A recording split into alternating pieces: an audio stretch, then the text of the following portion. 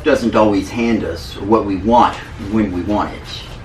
In those times, there's the temptation to shortcut or to do the unethical or to run from the problem. It's then that we need to keep our eyes on our goals and keep plugging along honestly and diligently. A farmer's crops failed one year because of the drought. The previous year, there had been too much rain, and it had flooded everything. The year before that, he'd suffered due to an influx of imports. Discouraged, the farmer went fishing far off the beaten path along a wilderness stream. He caught a few trout, then lay on the bank to enjoy the sandwiches that he had brought for lunch. A beaver appeared, dragging a branch. It chose a spot where the stream split off into a little rivulet, then placed the branch where the water rippled over rocks like a washboard.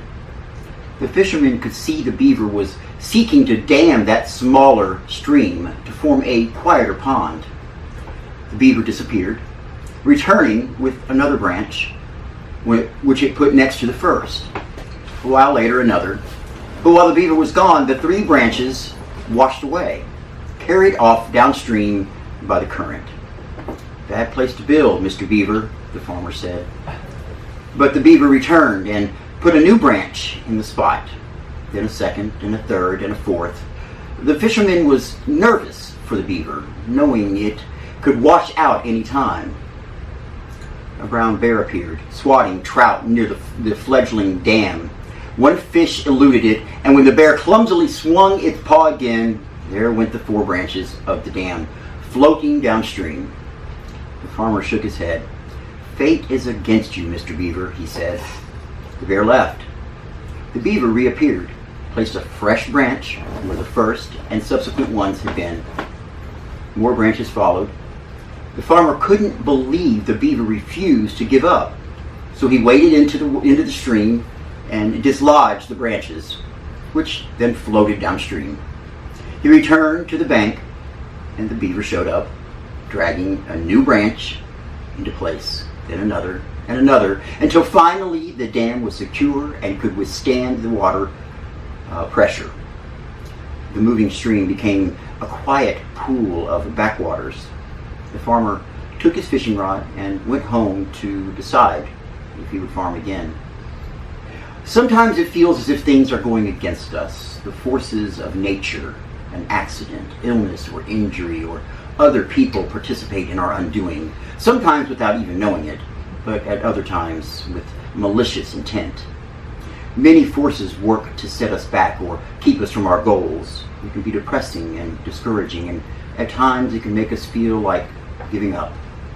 Or we may be tempted to employ deceit or shortcuts. It's at those times we must keep our sights on the goal, acting honestly and diligently, no matter what others are doing around us.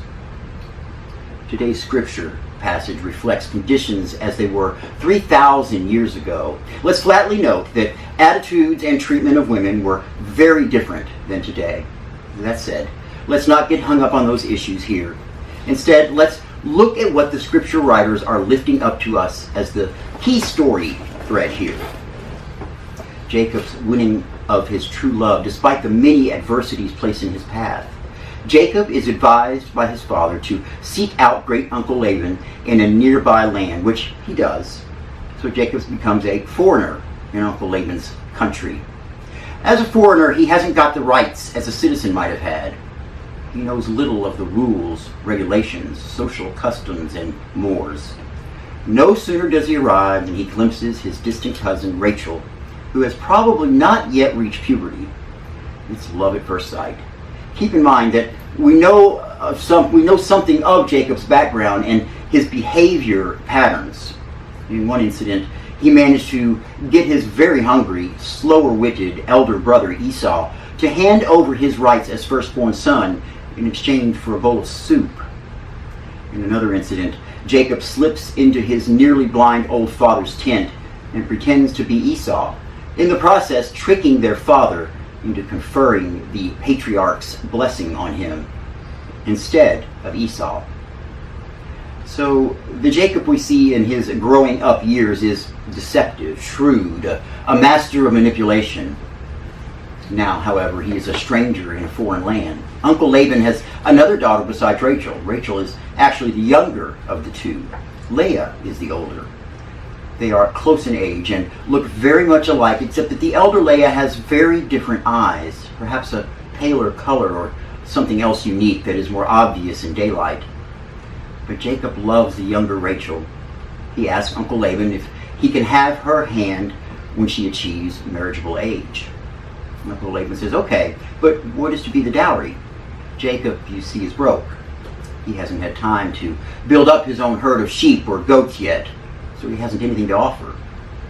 Jacob, absolutely smitten with Rachel, says, how about if I work tending your flock for 7 years, Uncle Laban? Even by the standards of that day, Jacob's offer went far beyond generous.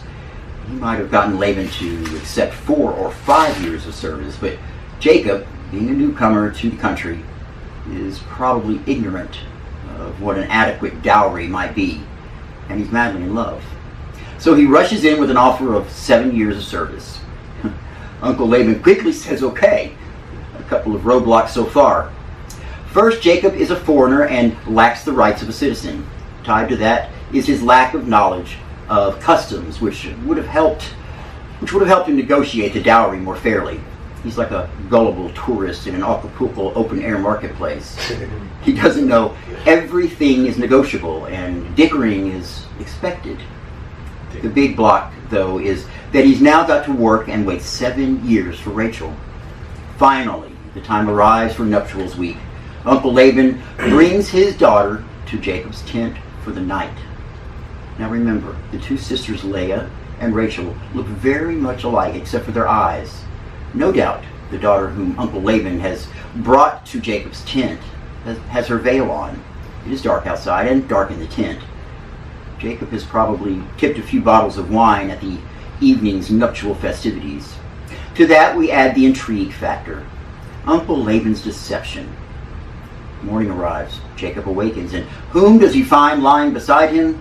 Leah, the elder sister.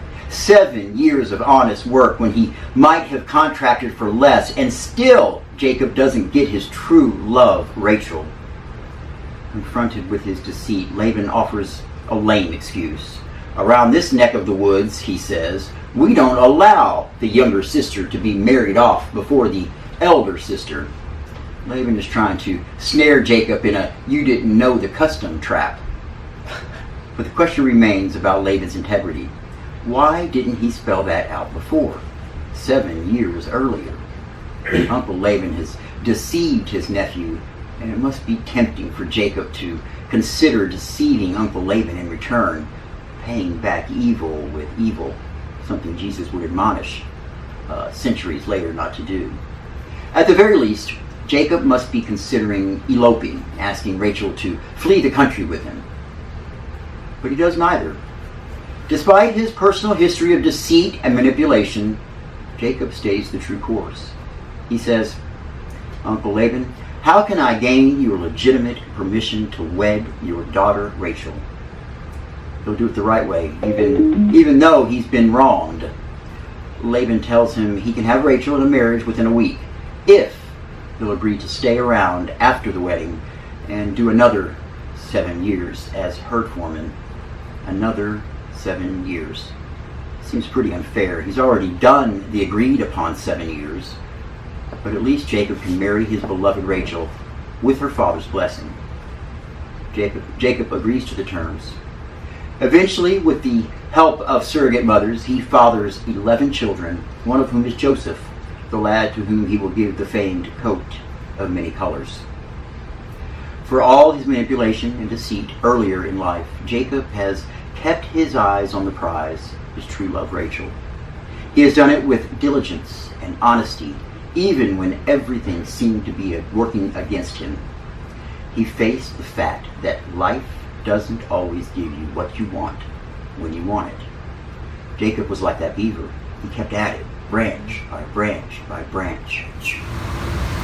In Burlington, Vermont, there's an organization called Vermont Cares. It's a nonprofit volunteer network created to help people with HIV and AIDS and their families and friends to get the physical, financial, and emotional support they need.